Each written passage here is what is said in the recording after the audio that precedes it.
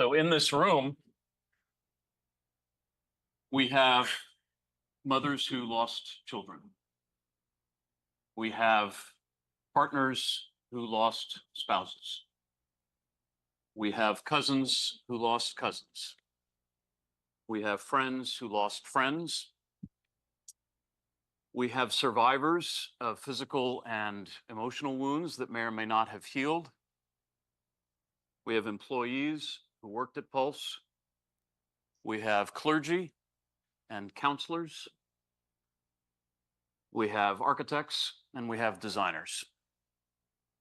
We are men and women and androgynous. We are gay and straight. We come from all over the country, including Puerto Rico, Richmond, Virginia, Colorado, and Central Florida. We speak English and Spanish. This is a very formidable group. And I know that each of us has been deeply hurt by the Pulse tragedy. And I also believe that we can heal through the work that we're going to do together. You know, I view this as an awesome challenge for myself as your facilitator. Above all else, I think of my responsibility as making you feel seen and making you feel heard, being trusted, being respected, being valued, and being valuable. I want you to see your work reflected in the future memorial. I want you to believe in yourselves and believe in your colleagues. I also want you to speak and to reflect and to think, and I hope you will listen to one another. But I also want you to hold me accountable. Even though I've been a facilitator for a long time, I'm still learning. And ever since I started this work several months ago, I have received feedback, some of which has been harshly critical. And I encourage you, and in fact, beg you, to let me know what you think I'm doing that's working and what you would like to change all throughout this process. Can we agree? In closing, I just want to say that I've heard many times that Pulse represented a sanctuary, a safe haven where people could be who they wanted to be. To be honest, that's what I aspire for our committee to be. I want this to be a place where all views are welcomed, where we evaluate ideas rather than judging people, and where we focus on working together instead of working against each other. So, thank you for stepping forward. Thank you for coming. Thank you for doing such important work. Ready? Let's try again. Ready? You should have in front of you a pad of affectionately named stickies. And I'm just going to ask you to take 15 or 20 seconds and write one word that describes how you're feeling as we begin our work together. So on the sticky note, you do not have to turn this in to me. It's just for you. Write one word that describes how you're feeling as we begin our work together.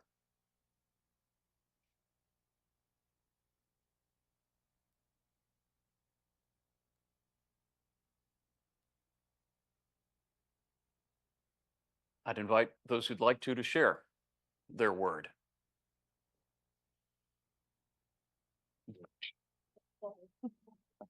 Hopeful. I would make two of us. I put the same thing. Hopeful. Hopeful. I also said hopeful. Hopeful. 4 or 5, I think. Wow. Any others? Determined. Anxious. Anxious? Anxious. Determined. Determined? Anxious. Any others? Skeptical. Skeptical. Appreciate that. Well, we'll work with all of the feelings, but as they say in my son's third grade class, thank you for sharing your feelings because your feelings matter. Really do. So I'm going to be directing you to the screen behind me as we advance through our meeting. You will also note, though, that in your packet, you do have a copy of the slides that'll be on screen, so you're welcome to follow along in the packet and take notes. I do want to take an opportunity to say hello to our committee members, Josh Garcia and Cesar Rodriguez. Cesar is joining us virtually due to illness, and we wish him a speedy and complete recovery. And Joshua, who some of you may know, lives in Colorado and will be participating virtually throughout much of our process together. So welcome to you both. We're hopefully going to have Aracelis Jimenez from the Dominican Republic also joining us on Zoom, and we will treat them as if they are here with us and do our best to integrate them into our conversation. I want to pause now for just a moment and ask that we remind ourselves of one of the main reasons that we are here, and that is to remember the 49. I invite you to review the list and observe a moment of silence in their memories.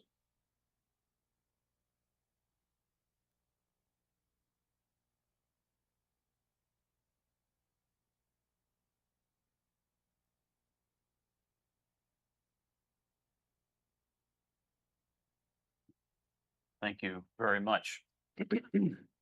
I want to let the public know and let the committee know that on the agenda, we're going to go in a slightly different order. The next thing that I'm going to talk about in just a moment will be the committee agreements, and then we'll return to committee introductions. So just so you're not a little thrown off by the agenda versus the PowerPoint presentation.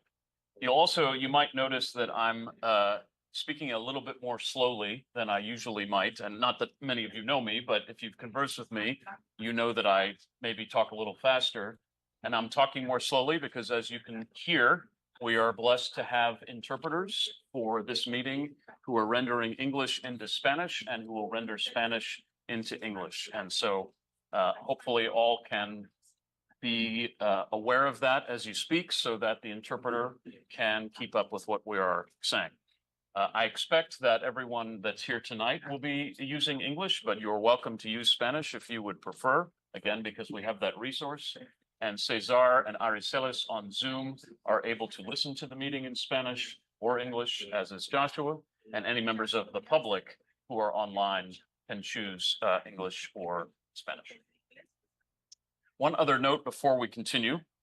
It's my understanding that 3 people have signed up to give public comment to our committee tonight.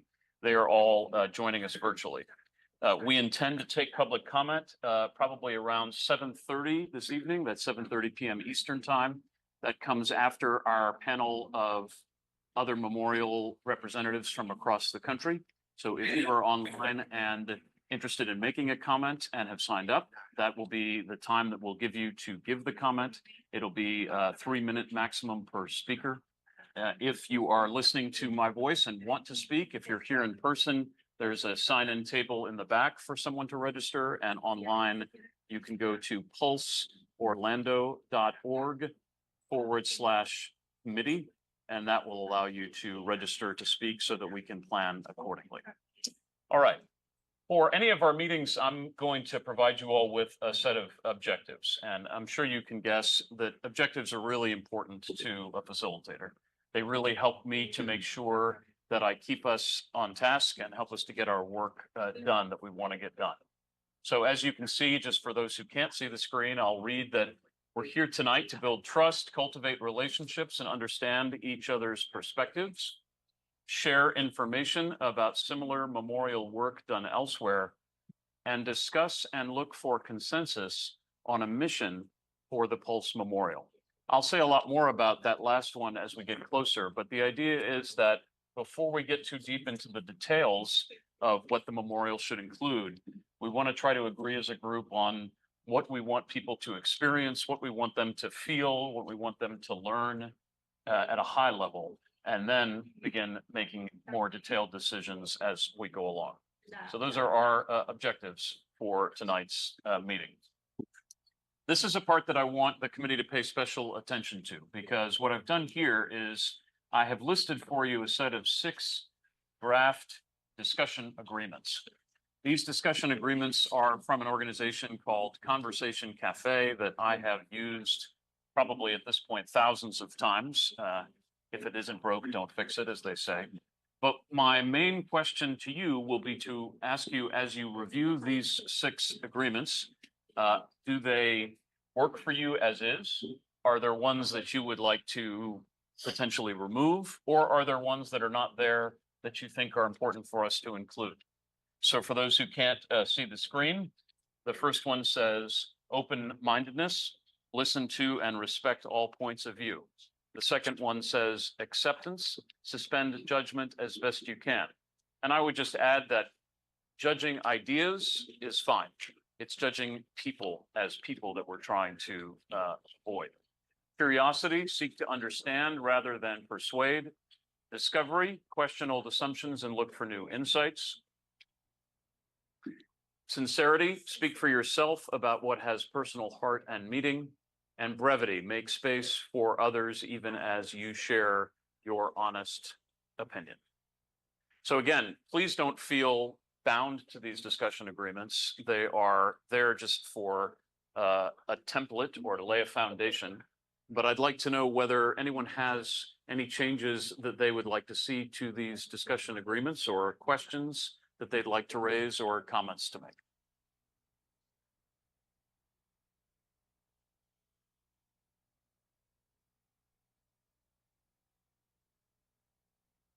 So if I could get just a nod of the head if you feel comfortable with the 6 discussion agreements that we've listed here.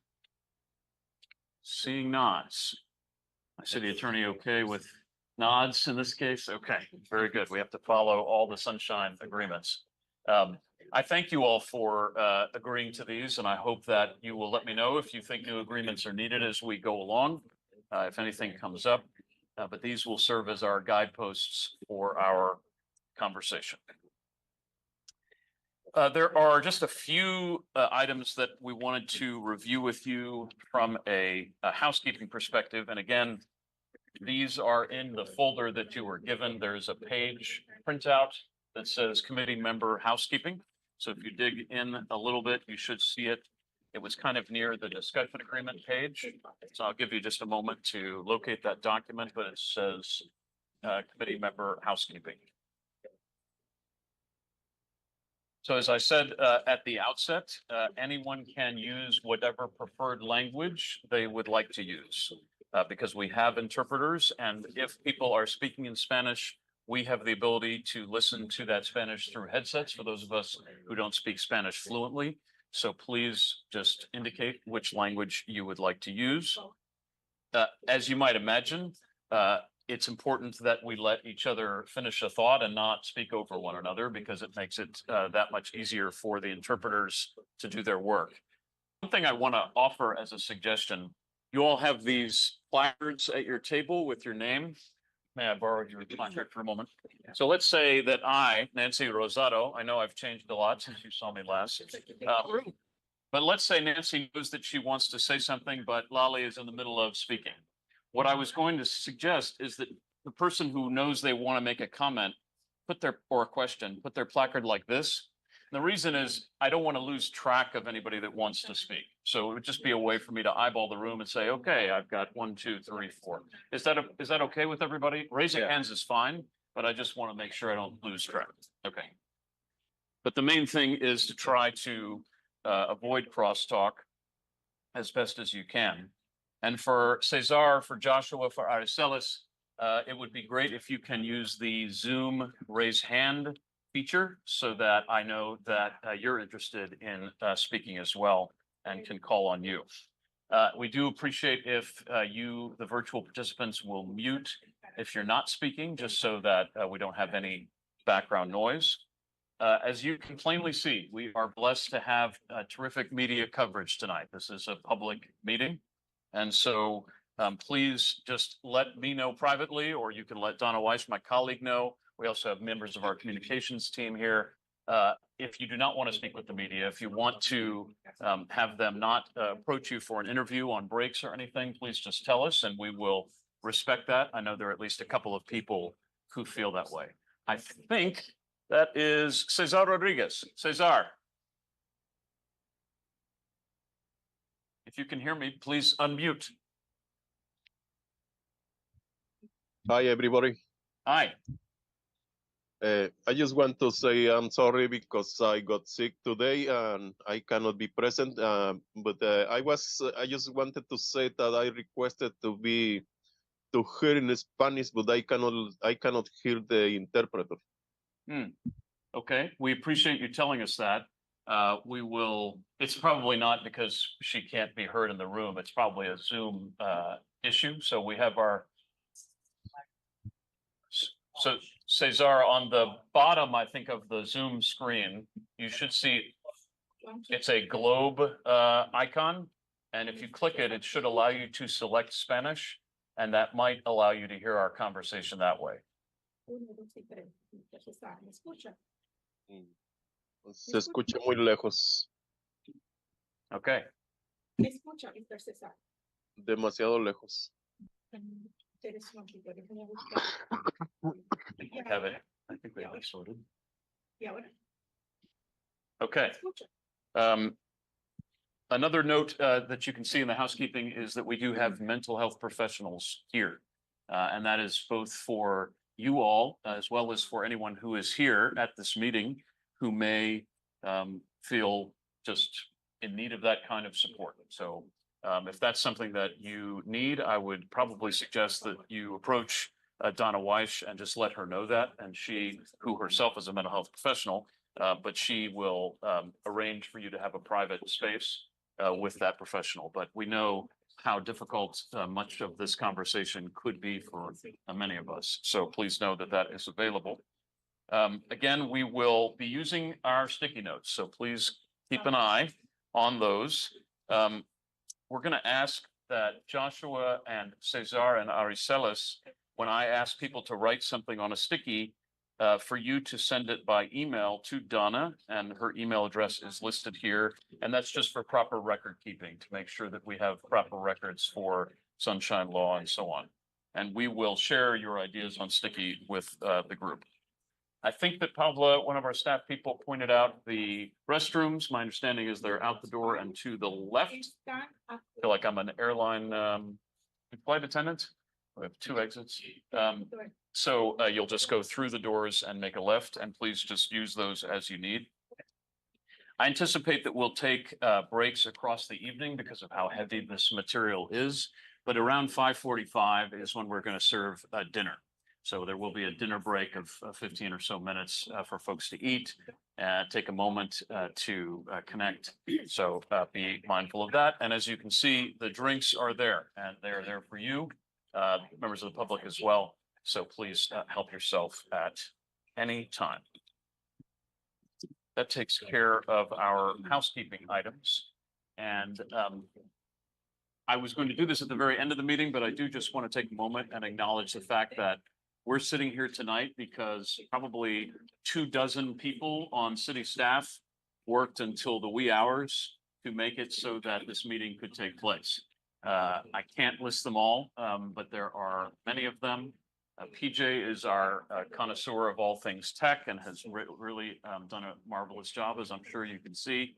Pavla is sort of our stage manager, and she's done a remarkable job. Donna is overseeing the project as a whole, but I'm hugely in their debt, and I hope you will be able to benefit from their great work as we go along. And lastly, moment of personal privilege. I just want to thank Jolie Schooler, my wife, who has flown from Texas to support me in this first meeting. So I appreciate her. Okay. We're going to turn back to the PowerPoint presentation now. And this is going to be a participation opportunity. You've heard plenty from me. It is time to hear from you. So you can see I've got a couple of questions that I want you to answer for us, and these are meant to be answered orally, and I'm going to ask each person to answer them. So I want to give you probably a minute or so to just ponder your answers to those three questions. Who are you? What made you decide to serve the community on this committee? And then finish the sentence, when I think about the Pulse tragedy, ... So I'm going to give you a moment here to consider what you'd like to say, and then I will probably just go in a round robin format and start with whomever is comfortable starting first, and then keep our conversation moving. I want to say that this should not be something that you feel you have to censor yourself or edit. This is a space for you to really share what has brought you here. So if that takes a few minutes, that takes a few minutes. Do not hesitate to really tell us how you're feeling and what has brought you here. So we'll pause for a moment just to give you a chance to consider your answers, and then we'll begin.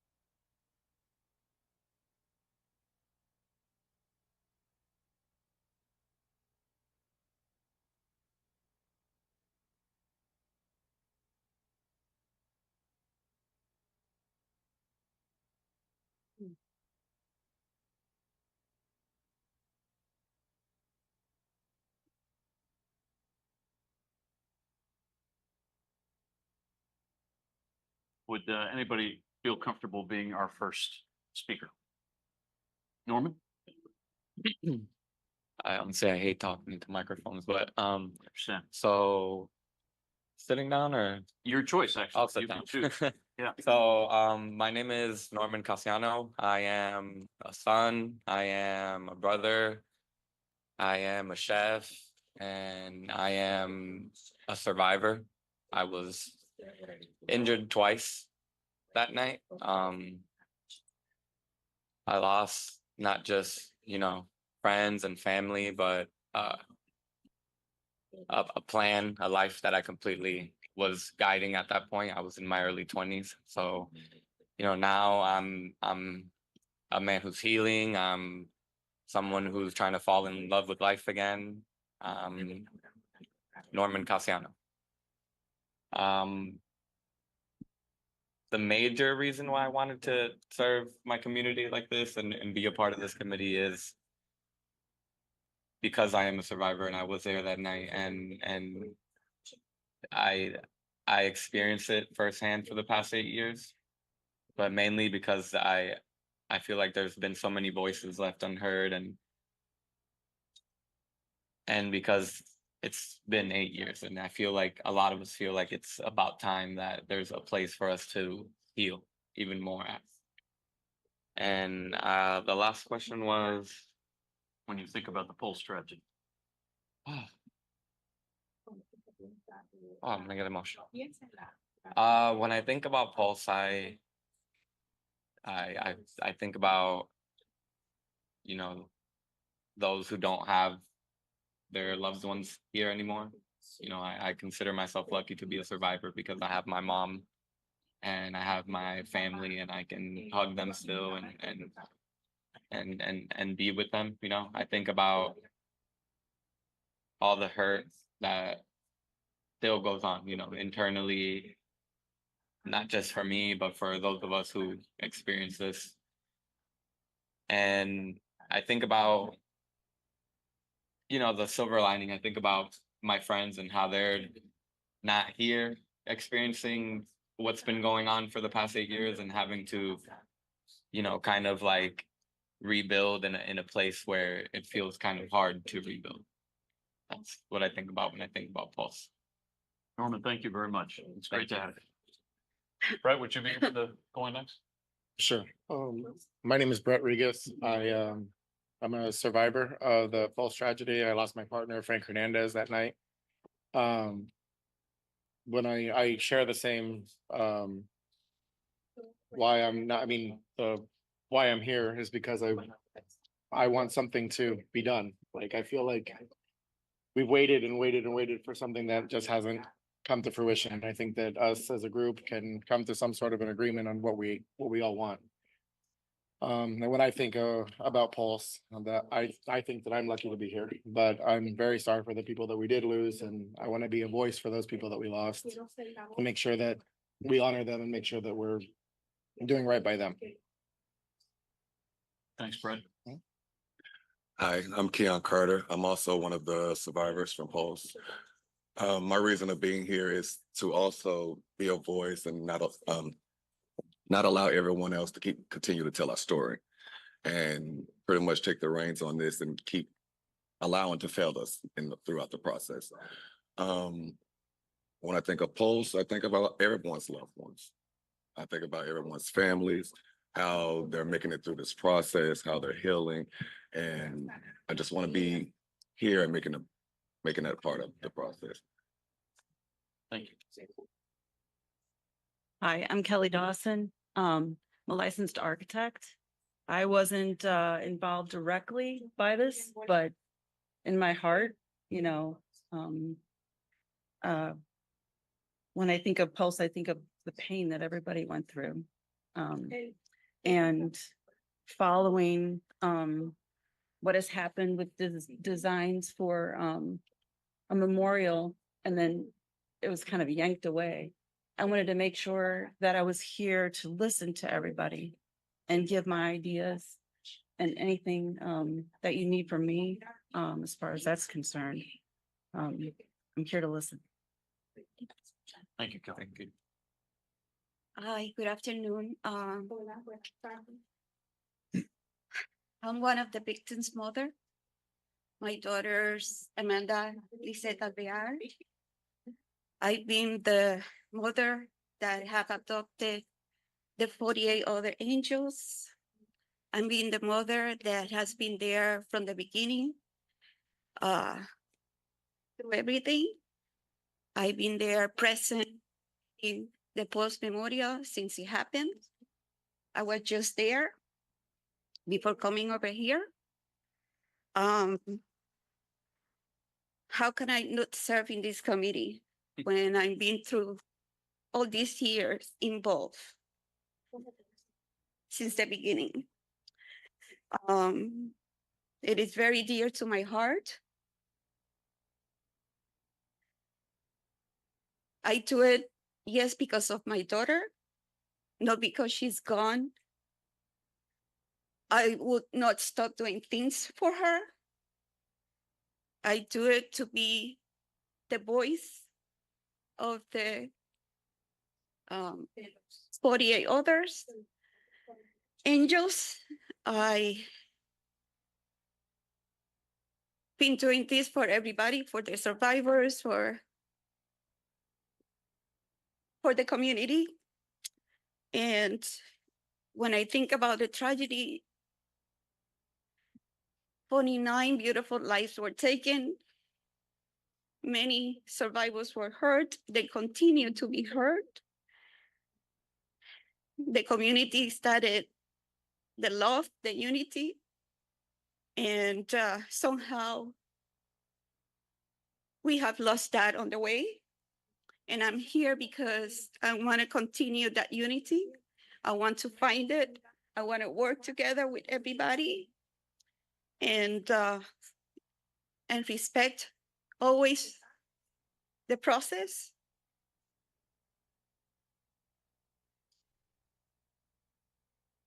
That's all I have to say. Thank you. Thank you very much. My name is Barry Snyder. I'm part of the community. I lost friends that night. Sometimes I always look at it as I was on my way and I decided to go home because I was tired. And I've always felt that guilt of why I wasn't there and my friends were. And so from the second that we were able to help in any capacity, to volunteer, it's always been something that I felt we needed to create some sort of change. And I know that we're never going to be able to bring anyone back, and we're never going to be able to make the space exactly what it was because it's changed. But when I think of Pulse, Pulse was a safe place.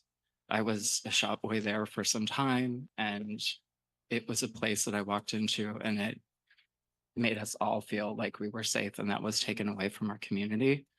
And I want to be able to give some sort of that back so that when someone can stand on that space, that they know what happened, but they know what we are trying to do, because 8 years has been far too long. When I think of the Pulse tragedy, I'm full of emotions, just like everyone else. There's so much that we can put together and try to explain, but from what happened to what our community became after that and what we still are doing is why I continue to think of a hopeful space because of what we're here for today and what we're going to continue to move forward.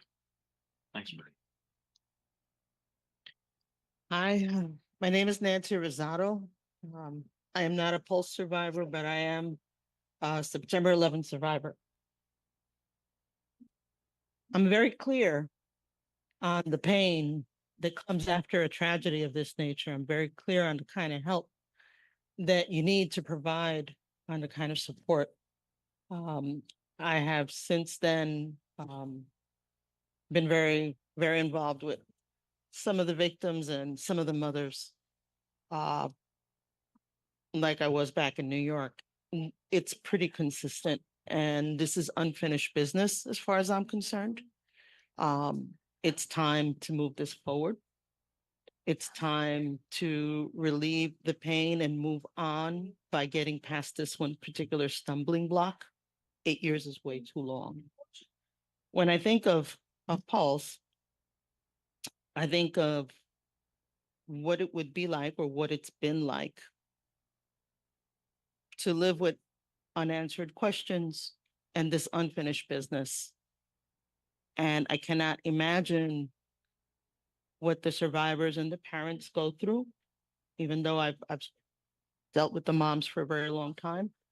It's not the same thing as being one of them, being in the room with their pain, just begs for you to alleviate it somehow. That's where I'm at. Makes sense. I'm Tommy Connolly. I was a regular patron as well as a survivor of Pulse that night. I forgot what the second question was, honestly, at this point. But you did use a proper term for Pulse in the beginning when you called it a sanctuary, because for a lot of, especially college age kids, Pulse was like the sanctuary. It was where people were most comfortable. In terms of why I joined the committee, I'll just say the past foundation that was supposed to handle things, I think that's like the elephant in the room right now. I hate that stuff is that we were taken advantage of, like it, and the fact that it is 8 years now and literally nothing was done on their end. Something has to be done, and I feel like the last foundation had too many of the wrong people involved of making a memorial. I do have a better feeling about this time around because I do see victims, survivors, family. And that's kind of why I'm here. I'm tired of commercialization of the 49 deserve better. Their lives were stolen, and in terms of memoriam of them, that was stolen too. It's time to give them their memorial. Thank you, Tommy, very much. Hello, my name is Reverend Marcelino Rivera. What made me serve in this committee? I'm part of the community, and we need healing. 8 years has been far too long for this to be dragging. What I think of Pulse, I think about the families, the parents, and for one moment, everybody got together, and that's testimony to the heart of humans. So how we can be empathic and be together for people that are in need and people that are suffering, so. Thank you, Rick. Good afternoon. My name is Jamie Reed. I am serving for the city, for my friend Eddie. He was lost that night, one of the 49. I am a marketing professional, a designer, and I've been there since day one, so I felt like I needed to see this through, just like everybody else in this room. We all feel the same way. When I think about the Pulse tragedy, it's a roller coaster of emotions. Let's be honest. I think we all are on that roller coaster, but we're all at different levels. But I just want to make sure that this memorial is created, and I feel the same way as you, Tommy. I feel this room is a good group of people to get that done. That's why I'm here. Thanks, Jamie, very much. Mhm. Yes, before you do, I want to make sure, I don't know where Pablo is in the room, but I want to make sure that all of us can hear an English interpretation of the Spanish that's being spoken. So I don't know how our interpreters wanted to handle that, but I wanted to. Carlitos wants to use Spanish for his introduction, and so I want to make sure that we can all follow him in English. So I don't know if our interpreter, we can use headsets, or what would be the best way to. Carlitos, I'm sorry for the delay.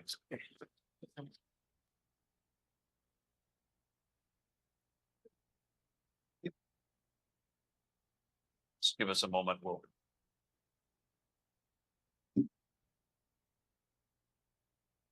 Yeah. I know a lot of us are uncomfortable with the microphones. I would say, just for the benefit of everyone that's watching our meeting, to kind of be as close as you can be. Believe me, I know it's uncomfortable. We're trying to just talk, but this is a meeting that a lot of folks are very interested in. So my colleague Pablo is coming around the room to provide folks with headsets. And the way these work is you'll be able to listen to English being rendered into Spanish, or Spanish being rendered into English. And so I invite you to take the headset out. And yeah.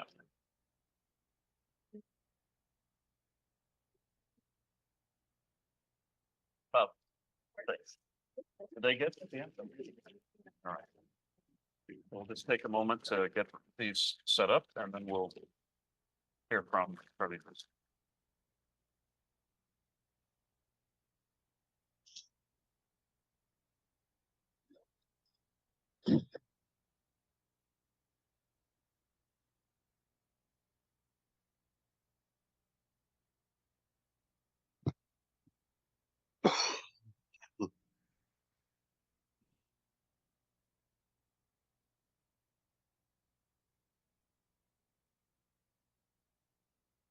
You just press the black play button there in the middle, that's powers it on.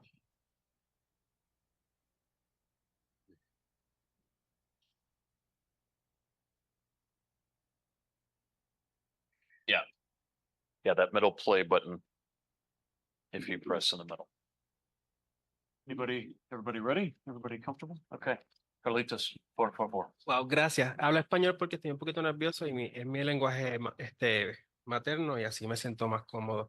Mi nombre es Carlitos Díaz y soy aquí de Orlando, Florida, puertorriqueño, líder comunitario, artista y también primo de las personas afectadas. Accidente, parte de la familia Pulse y alguien que también está afectado. Todo lo sucedido, ¿verdad? Con nuestra familia. Pause you. I don't know if it's being close. So I'm not hearing any interpretation. I don't know if. Is it channel 1? Yeah, is there, I don't know if there's more. Cannot hear.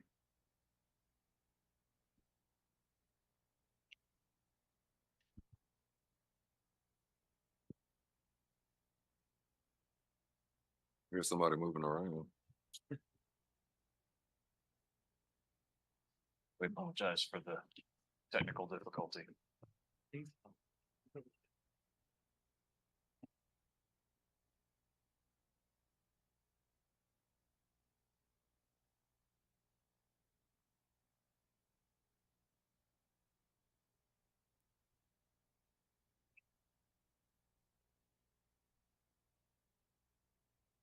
Our interpreter's coming a little closer and she's going to try to address the issue.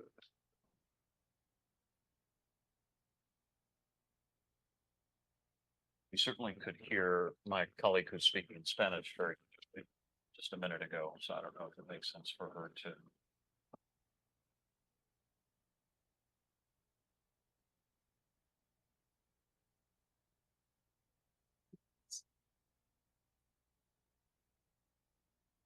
Okay. I'm here, channel 9. Oh, I think actually that's volume control. But you're right. If that helps, that makes a difference. So we'll see if she can.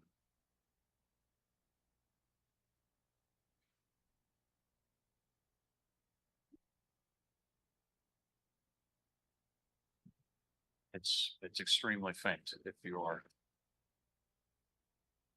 Really can't. I don't know.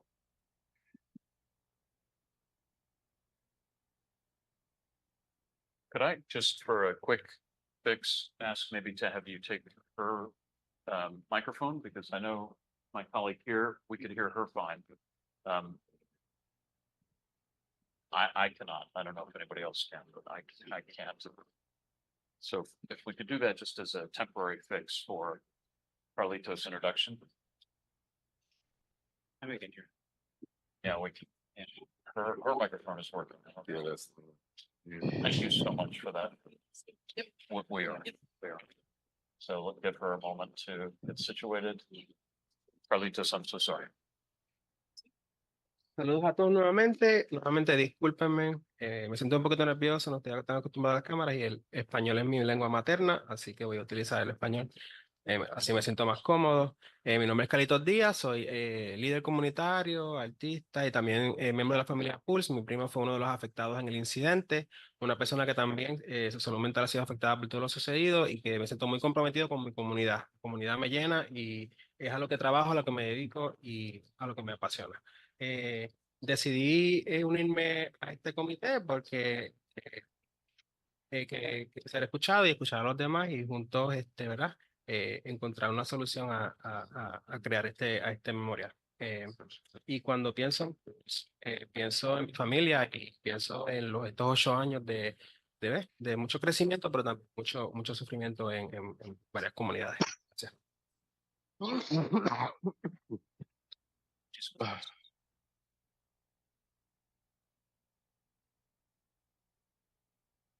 Good afternoon. Good afternoon. Can you hear me? Okay. No? Okay. Good afternoon. My name is Siglali, or I go by Lali Santiago Leon. And I am a family member, or as I will say, prima hermana, which is literally a cousin, sister to one of the victims at Pulse, Luis Daniel Wilson Leon, Danny, as well as he tragically also his partner Jean also died there, and other friends. I consider myself just to translate a los que están escuchando en español, Lali, y soy prima hermana de Dani. Así que le digo, I call him Danny. And I made a promise to Danny and to others that his name would not just be on a wall, but rather his story and the stories of each and every one of us who has been impacted need to be shared. And I think that that's something that I would love for all of us to come together. Because as one of the questions is, regarding community, well, that is what it is, community. When this started, and I've been there just as many of you, and I know many of you, and I am profoundly sorry for all of the victims, all of the survivors, everyone who has been impacted, because this is not easy. This is, as it has been said since the very beginning, this is not a club that nobody should be a part of. And I don't mean that in the sense of the club. But for me, what I would like to see come to fruition through this committee and through the community is that we share our love, our stories, why we were there or why our families were there, that they're more than just dancing. They were kids, they were brothers, their fathers, sisters, mothers, cousins, best friends, partners, husbands, and wives. And I believe that the conversation can be, my hope is that we can steer the conversation towards this unity, as I keep hearing many mention. And I feel, my hope, again, I'm a little nervous, but it's, for me, Dani, and muchos en Puerto Rico, muchos en todas partes del mundo. One thing, this does not just belong to us. This is something that belongs to our community that we should bring back, as it's been mentioned. Not just that, but that day, it belongs, I learned it's a long day. And one thing that I see is that this is part of the world. This is something that happened, profoundly impacted many, it brought us all together as a community here locally and throughout the world. And I would like to see if we can continue that, build upon that foundation that we've all been impacted by. My hope is that we can bring it with some positivity, that these stories, they're not just stories, but the tragedy can perhaps help us find a way to heal and move in a direction that we can all appreciate and see what happened, and not let this happen and continue to happen again. Thank you. Thank you, Lolly. Hi, everyone. My name is Brian Reagan. I am a survivor and a former employee of Pulse. Many of you have touched already on what Pulse meant to so many of us as a safe haven, as a place where we could go and feel like we could reconnect with the community. And we tried to recreate that on a nightly basis. But Pulse was just a building. It was truly our community, which made it special every single night. It was a community, this community, that gave me the courage at the age of 18 when I moved here, knowing nobody, to come out of the closet, be the person that I knew I was. This community has been so important to me since that day that I moved here when I was 18, and all these years later. Pulse, when I think about it and think about the memories and the fun nights that we had together, there was so much laughing and dancing and such happiness on a nightly basis, and that was taken away from us. And it's taken a very long time, 8 years, a little over 8 years, for a lot of us to be even okay. We're all at different places of healing. We're all at different places of hurt, and trying to find comfort again in bettering ourselves. And since that night, I've made it a passion project to see this through. I feel like this is a sense of closure for myself, for the community. And I think that looking around the table, I know many of us have lost touch over the 8-year period. I'm glad to see some familiar faces and hope to rekindle some friendships that were lost along the way. And Thank you, Brian, very much. Good afternoon. My name is Terrence Hunter. I am an Orlando native. I spent more than a decade working in museums, and I was a Pulse patron.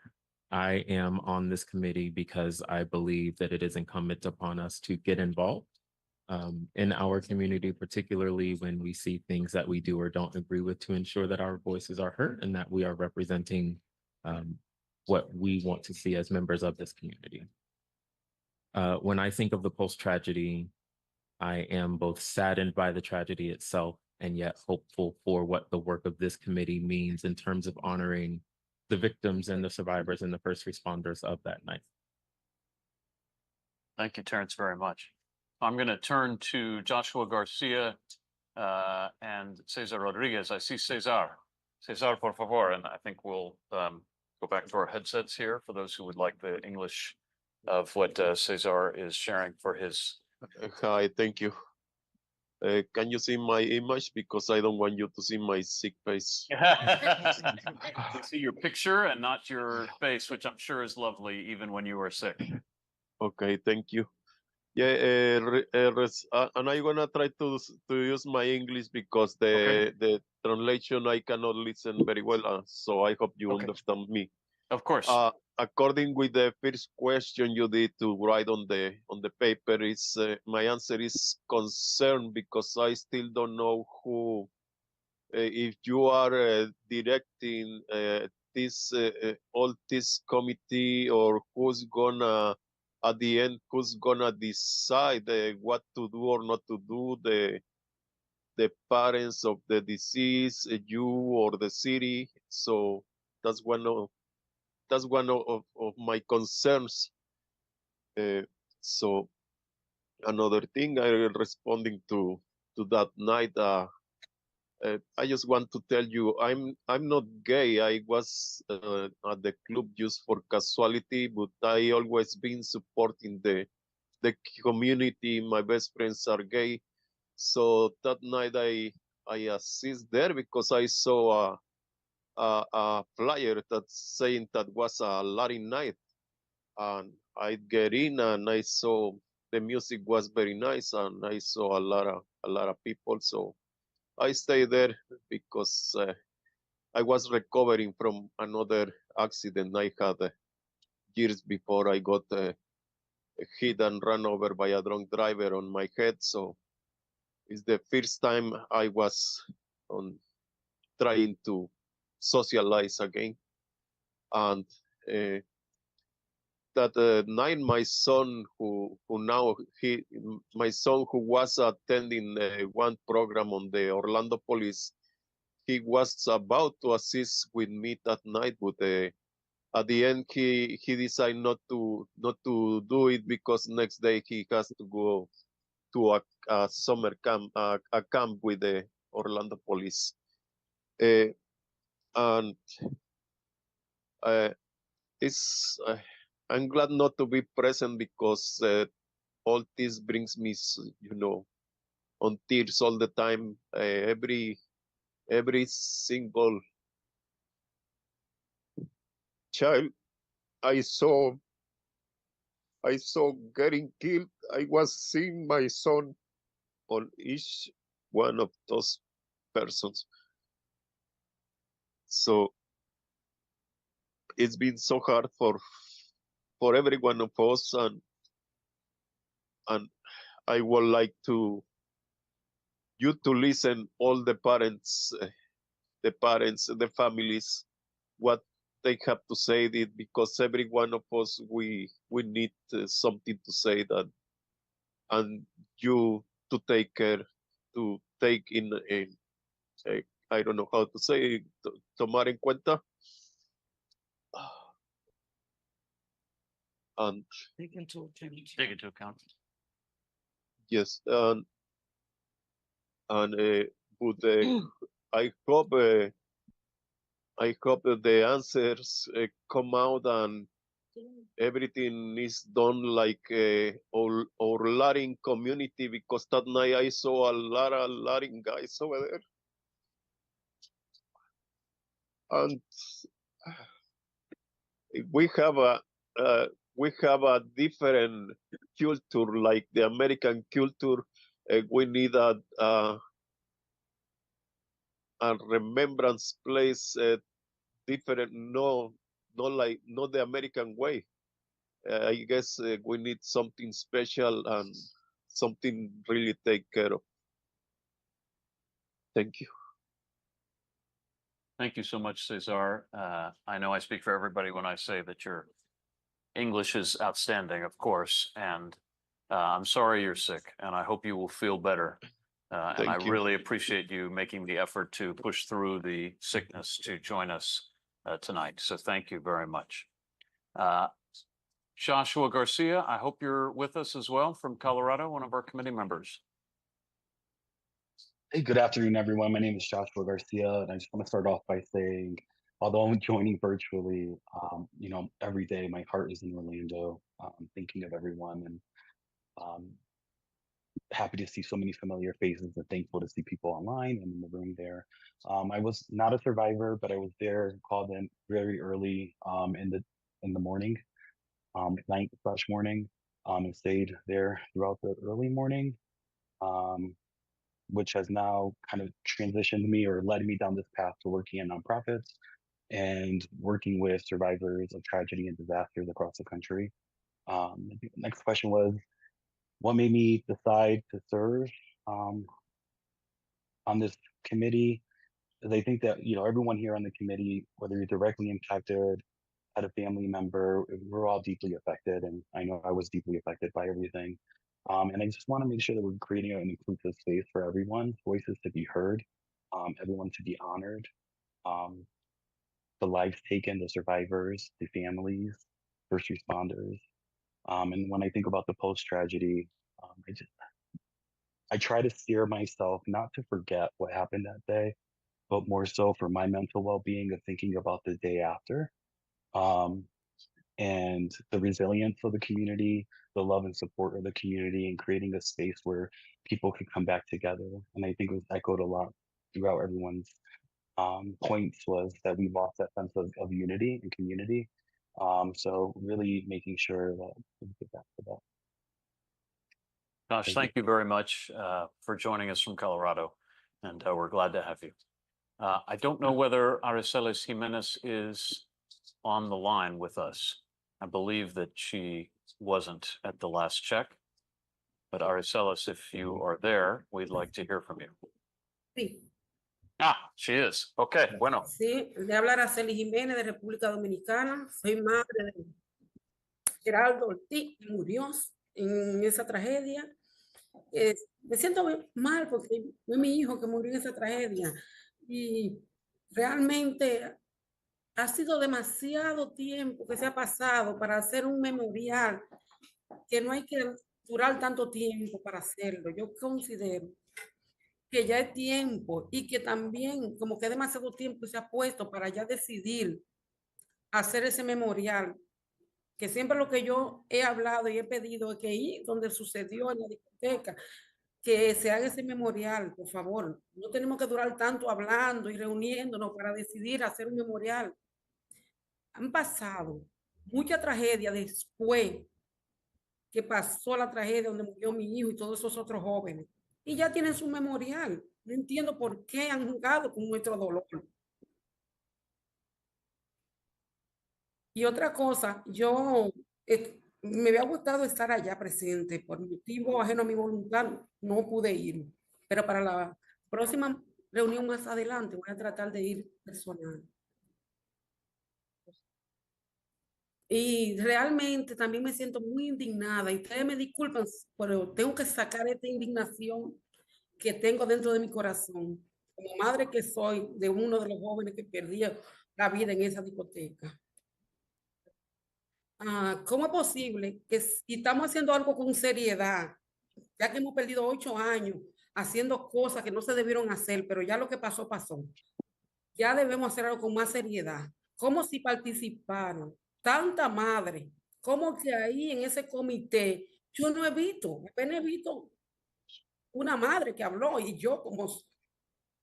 Entonces, ¿qué ha pasado? Que personas que tienen que estar en ese comité, que que es que nos duele como madre. No están ahí representando para que realmente se haga ese memorial. Yo de verdad estoy decepcionada. Yo pensé que iba a haber por lo menos de los 18, por lo menos 10 madres, porque participaron y tengo nombre de madres que querían estar ahí.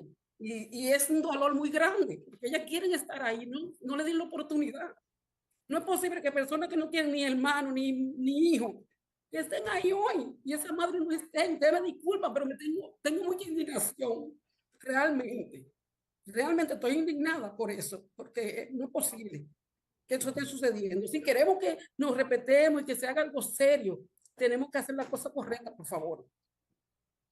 Y discúlpame, pero realmente vamos a ver si podemos hacer las cosas con un poco más no sé ni cómo llamarlo, que se pongan en el lugar de nosotros, la madre que estamos sufriendo. Usted no se imagina lo que es estar, yo realmente cada día, la pérdida de un hijo y que todavía no se puedan haber un sitio donde uno pueda ir. Es demasiado lo que hay. Realmente yo siento que es una burla. Yo necesito que todo lo que se esté haciendo se haga realmente porque porque tienen dolor, porque realmente lo sienten. Realmente, esto no puede seguir así. Tenemos que realmente ponernos y hacer lo que se va a hacer sin dar tanta vuelta. No es necesario dar tanta vuelta para hacer un memorial. Vamos, por favor, a ahorrarnos más dolor a nosotras las madres y que esto se haga lo más rápido posible. Que tengan buenas tardes. Discúlpenme si realmente, pero es que de verdad, solamente nosotras las madres sabemos el dolor que estamos pasando. Y muchas gracias. Muchas gracias por todos. Aracelis, and you have nothing to apologize. You have no reason to apologize to us. I hear and I feel what you're sharing, and I'm glad that you felt able to share it. I don't know whether you are acquainted with Ms. Alvear, but she is here on the committee and is also a mother. And we understand the significance of the perspective of mothers and family in general to have on this committee. I also just wanted to clarify or respond to a question that Mr. Rodriguez asked. He asked if I am in a decision-making role. The answer is very much no. I am not a person who will decide what this memorial will be. Your task as a committee is to put together comprehensive recommendation to the city of Orlando as to what this memorial should look like. And then it will be the city's responsibility to see that through. You are an advisory group. You don't have the power to absolutely dictate and direct, but you do have the ears of all of the mayor and city commissioners who are anxiously awaiting your work. So you are the deciders, not me. And I know that the mayor is very much wanting to follow the path that you will blaze on this committee. So I hope that for Mr. Rodriguez, that is a helpful clarification. We're going to be pivoting in just a minute, but I want to ask people, was there something that you heard someone say that really stuck with you? Or was there something you heard repeated around the room that you felt was an important takeaway from the introductions? So anybody that wants to share something that they heard, we'd love to hear it. Nancy. Yeah, when Aracelis was speaking and she used the word, que no sea una burla. In other words, don't make fun of us, that this not be a joke. And she spoke about the moms. What I can say I've heard over and over again is their feeling of not being able to participate and sit at this table with us. Respectfully, this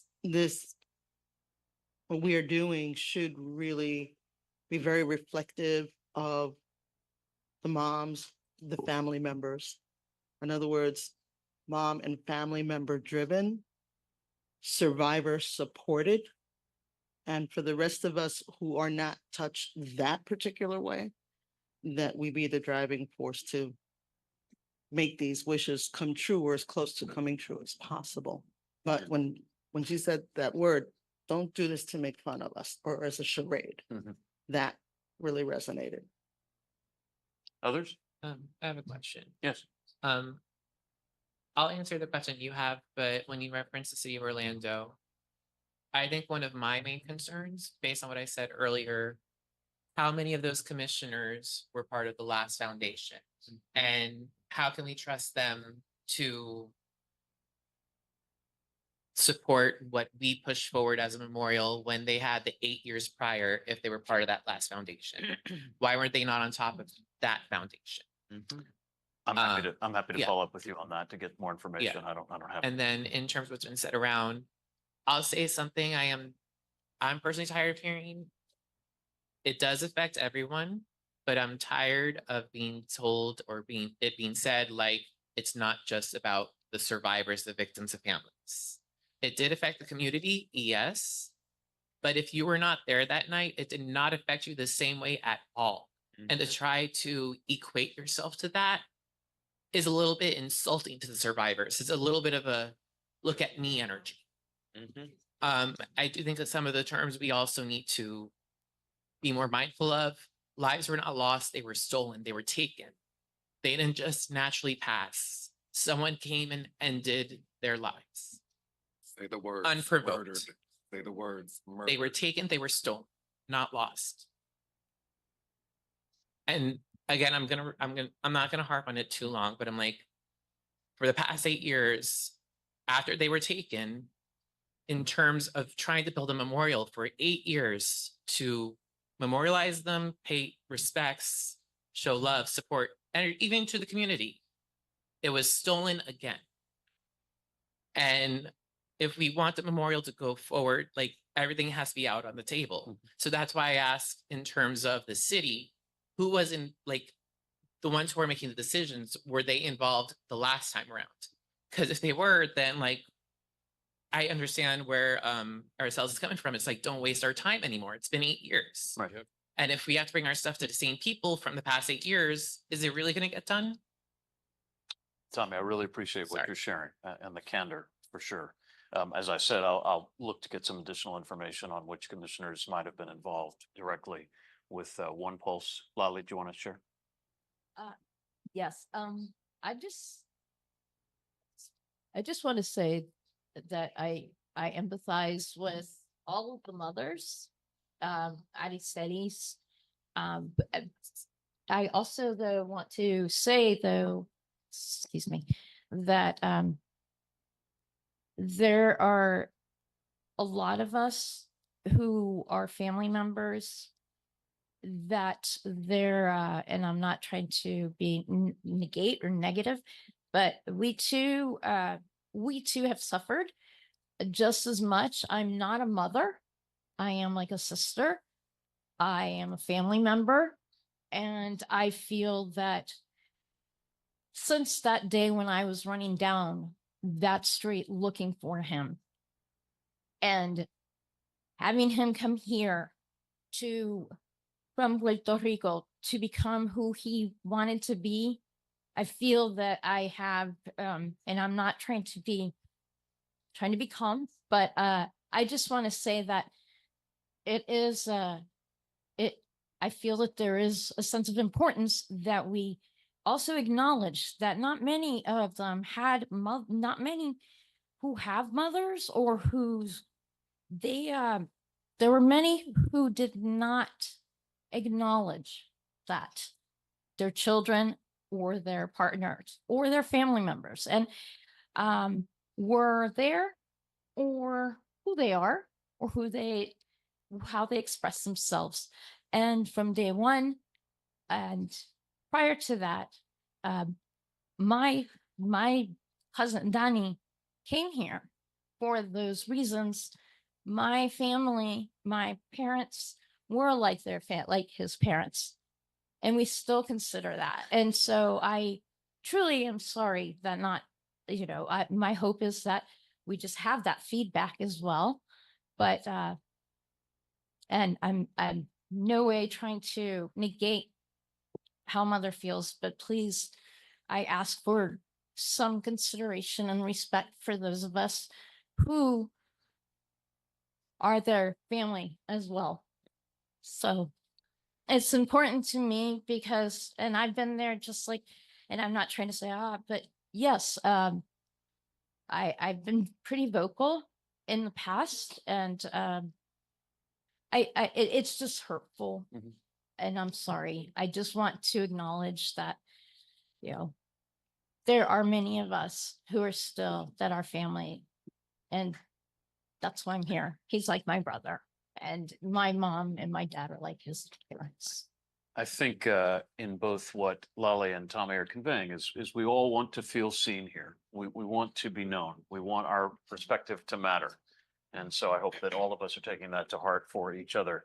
I'll go to Norman and then I'm gonna, unless I have anybody else, I'm gonna keep moving. You actually touched bases on what I was gonna say, that one of the major things that I heard everyone touch on was unity. And once you guys both mentioned, I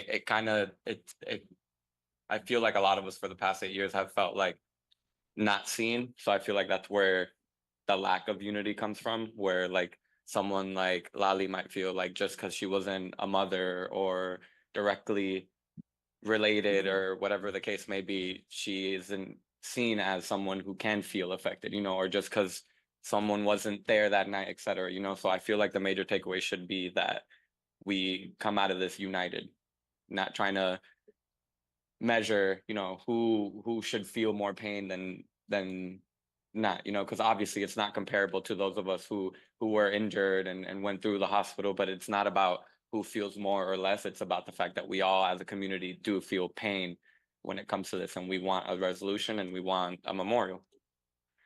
Thanks, Norman, very much for that. One thing I just want to telegraph for you all is that tomorrow, when we have our second day, we're going to talk about the best ways that we can engage the mothers, the rest of the families, the other survivors, because their voices need to be heard directly. It's not just that we want people to channel the voices, but that they are heard directly. And there is a public event tomorrow evening at 6 o'clock in this building for the public to come and share their views.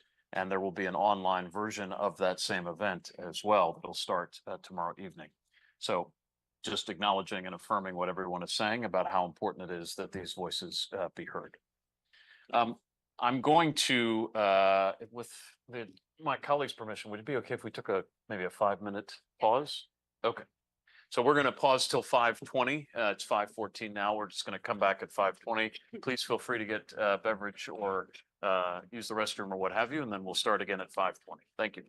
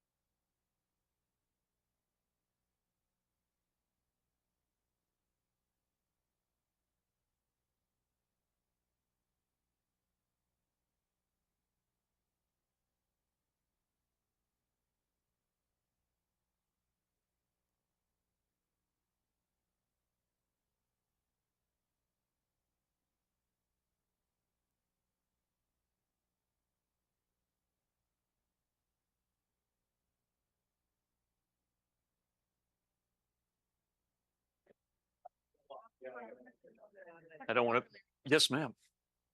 Needed Spanish translation in.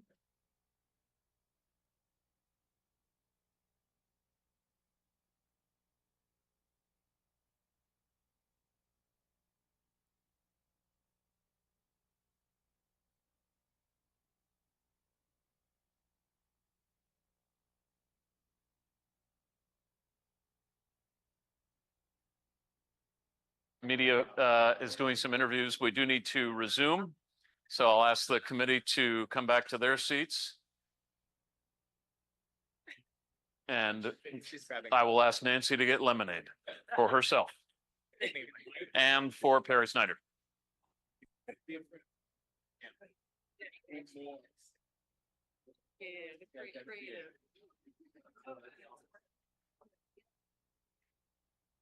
So just to preview for the public where we are, if you're following on the agenda, we're on item 4, which is a presentation on Florida Sunshine Law requirements. This is a presentation from the City of Orlando's Law Department with my colleague Stacy Fallon. And I want the committee members to really keep track of any questions that they may have as Stacy goes through it. Because of the timing of when dinner is going to arrive, we've asked Stacy to kind of go through her presentation without stopping for the moment, but we know that there may be questions because, frankly, I am quite surprised at the complexities of the Sunshine Law. So please know that your questions will get answered, but we're not going to stop the presentation in the middle because we want dinner to be served at the time that you all would enjoy it the most. So here in just a moment, Stacy's going to come forward to give her presentation. It does have slides, and you have her slides in your packet as we discussed. And I invite her forward.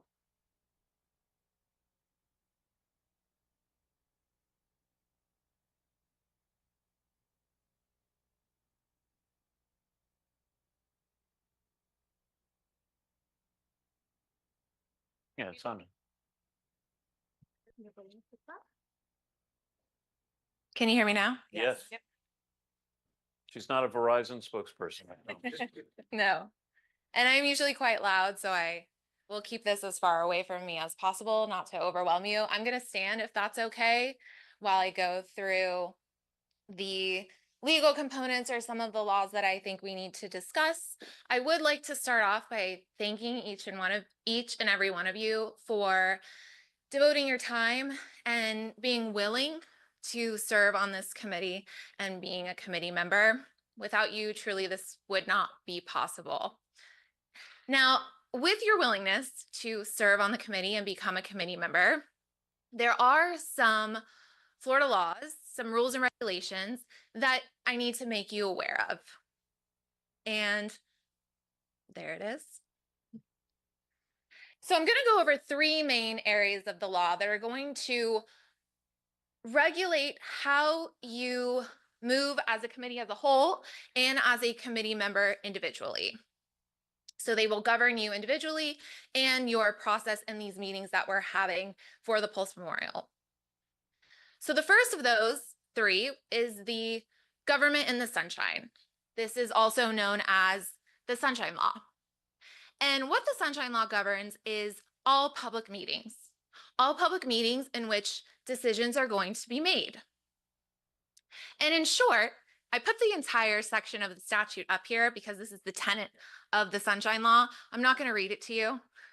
But what this says is that basically all meetings of any board or commission or committee of a municipality, the city, must be public meetings. So they must be open to the public at all times. And to understand how we comply and what we need to do to ensure we're complying with the Sunshine Law, we really need to understand why. Why does this law exist? And the purpose of the Sunshine Law is to give all citizens an opportunity to participate in the government process, to be a part of the decision-making. That's why all meetings in which decisions are going to be made have to be done in a public setting. They have to be noticed, and members of the public need to have the opportunity to participate, to come, to show up, to listen, to hear the discussions. Now we're going to talk a little bit about the what. What is covered? What is a meeting in the context of the Sunshine Law? And this is where it gets a little bit complex, if you will, because a meeting is any place 2 or more committee members are present, so members of the same committee or board, and discussions ensue on a matter which foreseeable action will occur.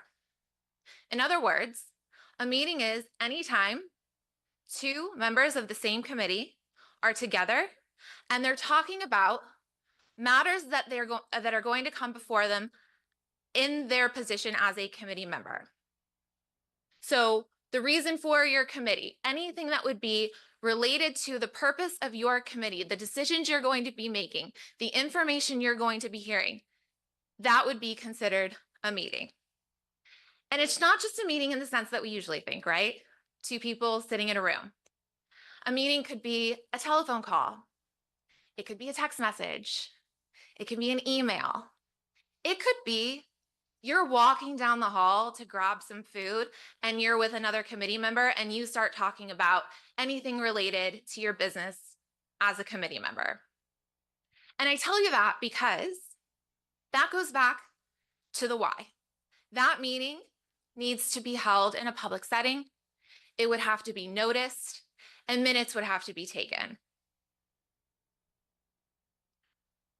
So here are the requirements. This is how do we comply? We ensure that all of our meetings are in an area accessible to the public.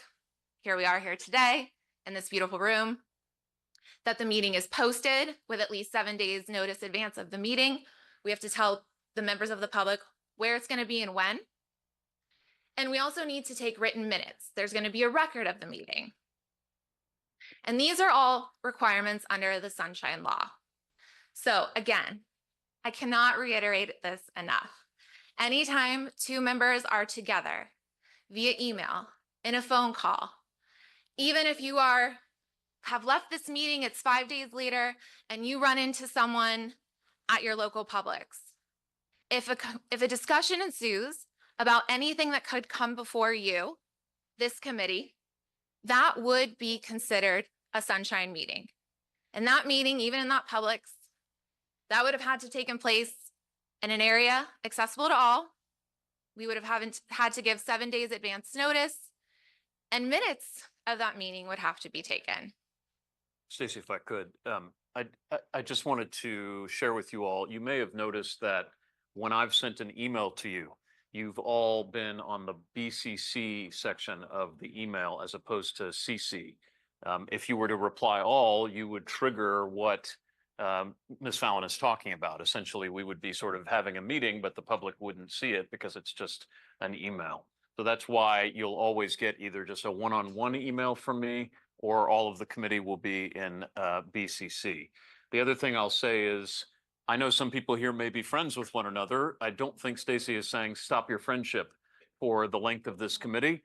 She's just saying when you're together, avoid talking about this committee's business because of what she just shared, if I'm not mistaken. Yes, and we're going to get into that in a little bit more detail. So what is the scope of the sunshine? It applies to all members of the same committee, so all of you sitting here today. Votes must occur in public. So anytime a vote on a matter is going to be taken, it needs to be at a public meeting. We need to avoid the appearance of secret, side, or prior conversations that weren't held in a public meeting. The idea is to have full transparency, to provide members of the public a full opportunity to listen to the decision-making process, to participate, to hear what's going on. Generally, and this touches on what Dr. Schooler just said, generally written communications between committee members are also prohibited because, like I said, even an email can be a meeting. So if you're exchanging emails with one another and it's about committee business, that is technically a sunshine meeting, and we would have to have complied with those 3: notice, public space, and minutes. And this is to reiterate it again, committee members may not engage in private discussions with each other about committee business. Again, person, telephone, email, text, any type of communication, Facebook, Instagram. I don't even know the realm of possibilities now, but we just have to avoid any direct communication about this, the work of this committee. And I would echo Dr. Schooler, you do not have to stop being friends. You do not have to turn away if you walk into an establishment and you see someone you know. You do not have to run out the door. You can absolutely go up to one another, say hello, be friendly, talk about anything you want except something related to what you're here for as part of this committee. You also cannot use non-members as a liaison between members. So you can't use a third-party conduit of information to pass information between members as well. Again, just full transparency, discussions about your work as a committee should be held in these public settings.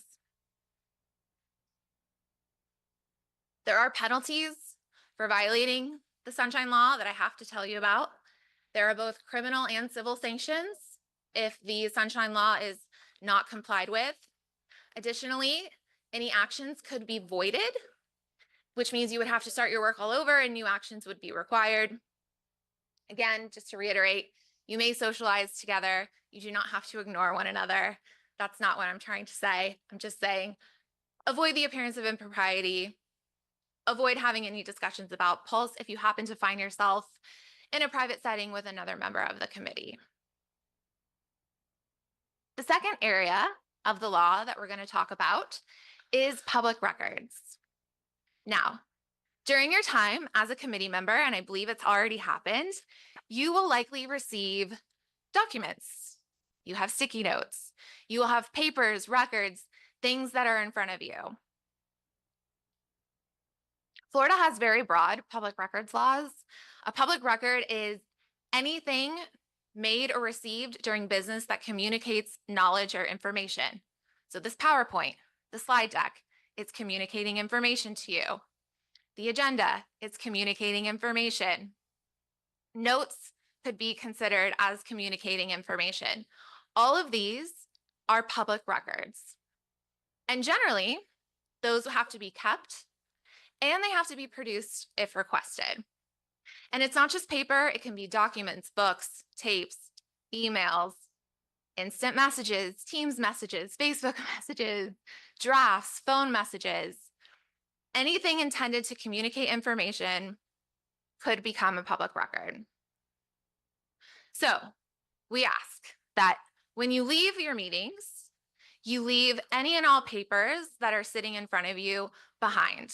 That way, you're not having to keep them. You're not becoming the custodian of them. They will be collected, they will be kept, and then you're not having to worry about whether someone asks for them and you're having to find them and produce them. So we ask that you leave your papers behind, leave any notes additionally that are intended to communicate information. Now, if we're on a break and you remember something, maybe a grocery list or something you need to pick up later, and you jot it down on your sticky note, you don't have to leave that. That's perfectly fine. That's a personal note for you, obviously, something you need to do outside of your committee business that you can absolutely remove that note and take it with you. But any other notes, maybe you're jotting down a thought with your card turned up before you have an opportunity to speak, that would be intended to communicate information. We ask that you leave that. Then you're not having to be the custodian of that record. Like I said, most records do have to be produced if asked. There are exemptions, which include active police reports, medical records, some security documents, juvenile arrest records, emergency response records, some victim information, some home addresses and phone numbers of certain public officials, and many more. Generally, public records have to be kept and maintained for up to a year. However, the state of Florida has a Bureau of Archives that actually provides a schedule for required retention of certain documents. You do not have to worry about this. Just ask that you leave all of your documents behind. There are also penalties for violating public records law. Willful and knowing violations could be a misdemeanor, which is punishable with a fine up to $1,000 and even potentially up to a year in jail. Now, these are willful and knowing, so don't destroy public records, don't intentionally rip them up, throw them away, things like that. Last, but definitely not least, I am going to cover the city and state of Florida's ethics policy. And this governs you individually as a committee member and how you will move forward through this process. Now, as I said before, we want to avoid the appearance of impropriety. Your decisions are important. We want them to be made based on the facts and information that is presented to you during the meetings. We don't want outside forces to influence your decisions in any way in the form of gifts. We ask that you report any gifts over $25.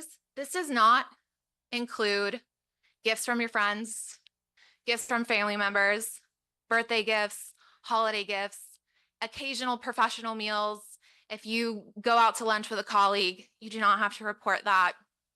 Additionally, if you are asked to go to an event and it happens to be a ticketed event and everyone is going and it's a city event, you don't have to report that as well. It's understood that you're being invited as a committee member on behalf of the city. State law prohibits any gifts over $100 from either people or businesses that you may work with in your capacity as a committee member. So just something to keep in mind.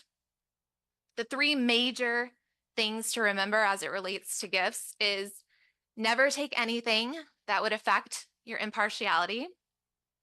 Never ask for a gift. This one's a little tricky. We don't mean you can't ask your friends and family for gifts for holidays or for whatever, honestly. Gifts are always great.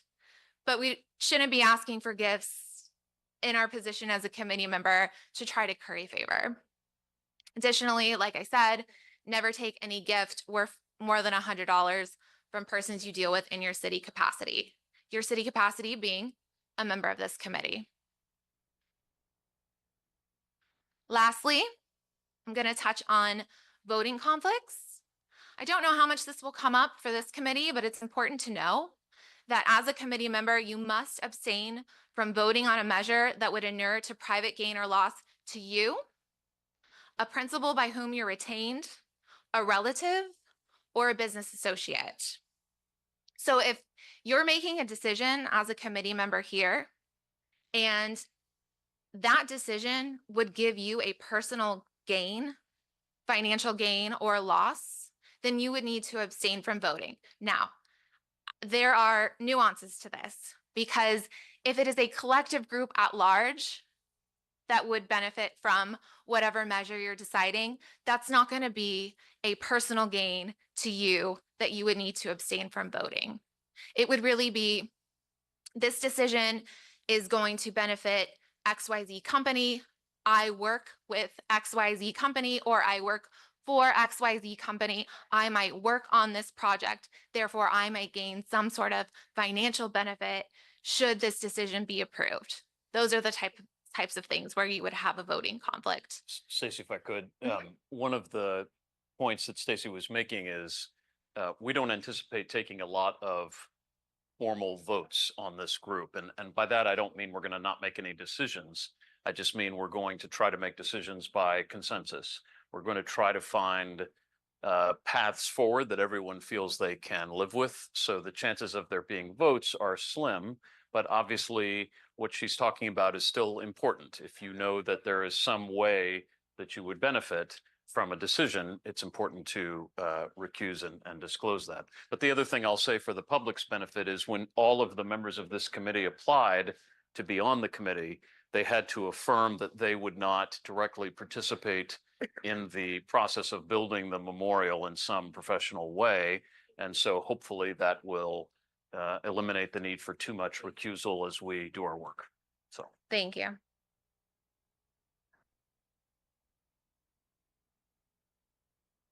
If you do find yourself in a situation in which you believe there might be a voting conflict because of the reasons we just discussed, You are not prohibited from discussing the matter. You can absolutely engage in any discussions about the item that's going to be voted upon. However, you need to disclose the nature of your conflict before you partake in those discussions.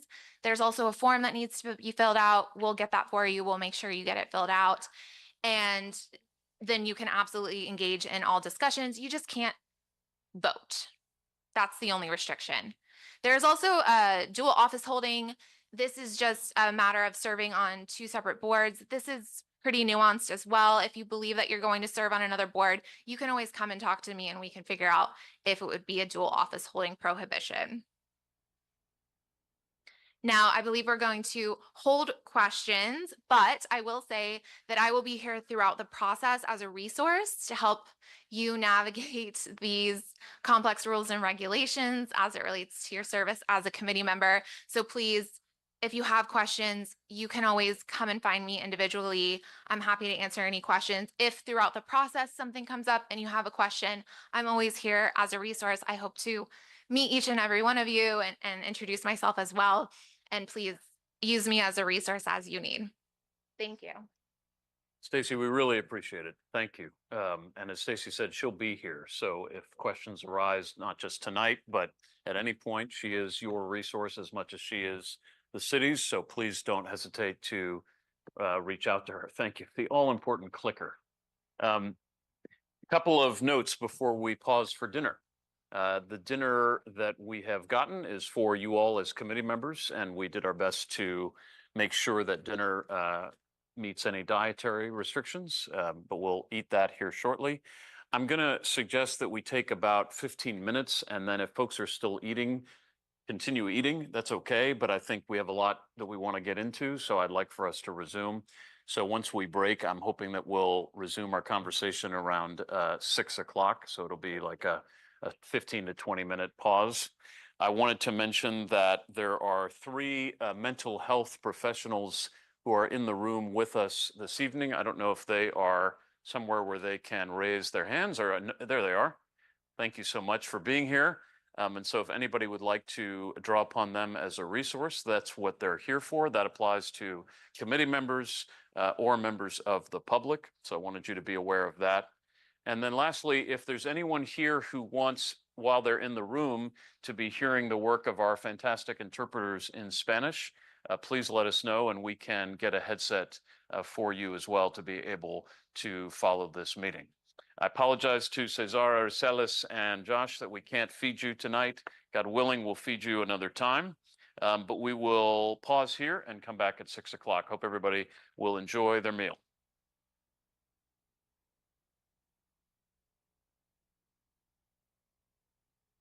Do you have DoorDash?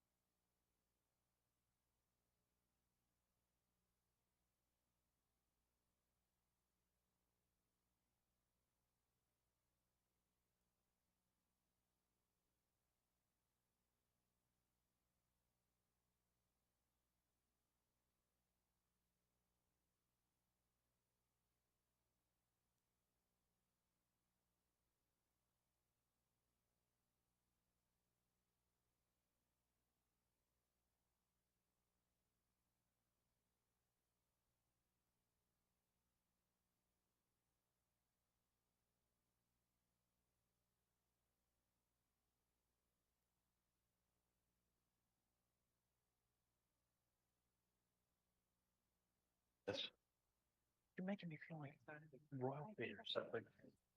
Oh my. The other thing, Mayor, is people in Puerto Rico, they sign in and the signal drops. So they, Strange. I would totally blame the system up there because they have really have a lot of. Well, Lally was saying she had trouble getting emails and everything. Folks, welcome back. For those who are just joining us online or in the room, this is the first meeting of the Pulse Memorial Advisory Committee. And I'm Larry Schooler facilitating alongside Donna Weiss, who is the project manager at the city of Orlando. She was also a responder to the Pulse way back 8 years ago. We are, for those following the agenda, on agenda item 5, when we're going to talk a little bit about the mission. I want to preview that at 7 o'clock. We are hoping to bring in representatives from San Bernardino, from Sandy Hook, from Las Vegas, and from Virginia Beach to share their lessons learned. And so I would just encourage you all to think about some questions you would like to ask of other communities that have been through this. And you can either write your questions and send them to me and I'll ask them, or you can just raise a hand and they can hear you. So I want to prepare you for that starting around 7 o'clock this evening. Once again, if anyone in the room wants to hear our Spanish interpretation, there is headsets available for that.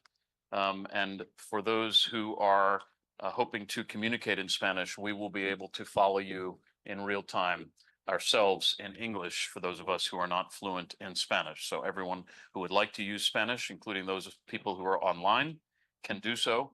If you're online and you're wanting to hear the meeting in Spanish, you should see a button on the bottom of your Zoom screen that looks like a globe. And if you click on that globe, it should allow you to select Spanish, and then you will hear our friends who are interpreting this meeting in Spanish. I know we have some people who are signed up for public comment who will like to give their comments in Spanish, and we will welcome that. Again, we expect public comment to begin sometime around 7:30. That's 7:30 p.m. Eastern time. And we have 7 people signed up. So we're intending to give each person 3 minutes and have each of them be able to speak as much of that time as they would like. Okay. Let me direct you back to the PowerPoint presentation. If you'd like to follow on the screen, you may. If you'd like to follow in your handout, you can do that as well. This is going to be a little bit of a participatory piece. One of the things that I want to encourage you all to do as we embark on this work is to think about other memorials that you visited. Now, it's obvious that when we say memorial, we could mean something like the Vietnam Memorial or the Martin Luther King Memorial. Of course, memorial could mean a lot of different things. I would encourage you to define it however you would like. So if you only want to think about memorials to incidents of mass violence, you can do that. If you would rather think about it a little bit more holistically or globally, you can think about it that way. But what I'm going to ask you to do, again, with my friend, Mr. Sticky or Mrs. Sticky, is to think about some of the feelings or thoughts that have been going through your heart and mind as you have visited other memorials that have really left a mark on you. So for example, you could say 9/11 Memorial, very powerful, awesome, that kind of thing. In other words, you're sharing the feeling that you felt and the memorial that made you feel that way. Or 9/11 Memorial, my thought was how massive a tragedy this was, or something like that. So it could either be a thought, a piece of information, or it could be more of a feeling, just this made me feel X. I want to encourage you to just put one idea per sticky note so that we can be able to legibly read them. But what we're going to do is, as you think of a feeling or a thought that you had at a previous memorial, write it down, and then you're welcome yourself to post it right there where it says Pulse Memorial Advisory Committee. There's a blank space, or you can hold your hand up and Donna or I can come by and get it from you. But you can do as many of these as you want to. You don't have to do just one. I encourage you to just go deep into your memory and think of all the kinds of meaningful prior experiences that you've had at memorials. So we'll give you some time to work individually, and then we will have a discussion about everyone's responses once we are finished. The reason that I think that this is important is we want to understand what resonates with you from other experiences to try to recreate some of that in the memorial that we eventually build here for Pulse. So that's the reason that we are doing this exercise. One word for sticky. One idea. It doesn't have to be one word. Yeah, you can make more than one word, but yes. And for Joshua and for Cesar and Aracelis, you can send an email with your ideas to Donna, and her email address is copied on all of the emails that I have sent you. So you should have her email. As recently as earlier today, I sent a note about parking. So look for that. Look for emails from me, and you should see Donna's email address, and you're welcome to email her, and we will try to incorporate that into the board. Also, when we're finished, I'm going to share some comments that were emailed to us by two parents of one of the victims of the Pulse tragedy. They sent theirs via email, and I'll share that with you here in a little bit.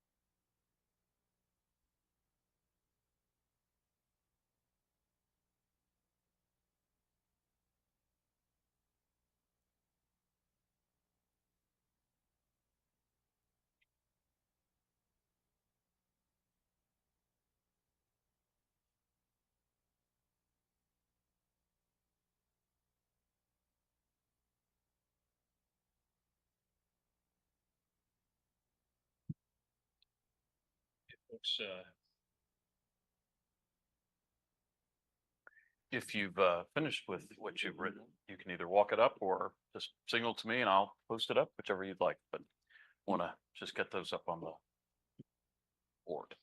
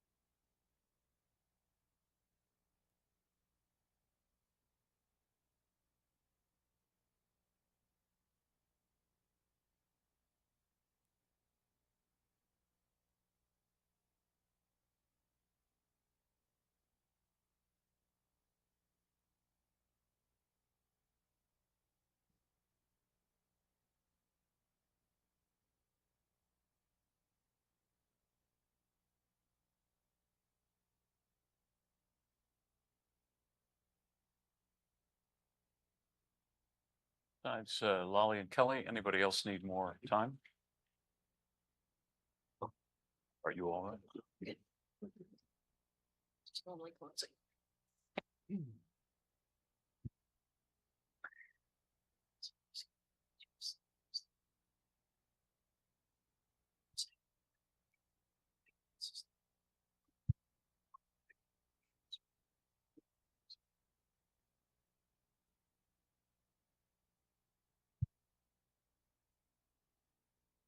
So just in order for everybody to be able to know what we've shared, I'm going to read the ideas. But I do encourage you perhaps later to kind of take a look for yourself as a committee to see what you have to say. But I'm going to read these out in no particular order. I'm just going to kind of make my way. And I'd encourage you to listen for some recurring themes or something that stands out to you that you think could really be germane to some of what we want people to feel and to think after they visit a future Pulse memorial. So we have personal story at the Holocaust Memorial, sadness at 9/11, pride at 9/11, make a change to better myself. That's a thought I think that someone had at all memorials. Culturally sensitive, solemn, reflected the magnitude of what happened. Powerful images. Sad, a feeling of sadness, moving, touching, and heartbreak. One person said educated, like they felt educated after visiting a memorial. Sad. And they wrote, I was able to sit and feel the emotion of the families and of the survivors. One person mentions the Civil War Memorial and Museum at Lookout Mountain, Tennessee. It put me in a place where people fought for freedom and won. And then they mention the Titanic Memorial in Ireland. It brought to light for me that the ship had its last port of call there, a fact I was not aware of. Someone wrote about the Holocaust Memorial, educational, made me realize how it impacted people and affected them. One person wrote that they felt small at a memorial. One person wrote at the 9/11 memorial, they felt a void. One person says, never visited one, but from news articles and so forth, they look amazing. I'm sure sadness comes to those who visit. One person said about the Holocaust Memorial, somber and reflective. One person said at the same museum, impassioned, resolved to do my part to end hatred and bigotry. 9/11 Memorial, sad and reflective. Lincoln Memorial, legacy.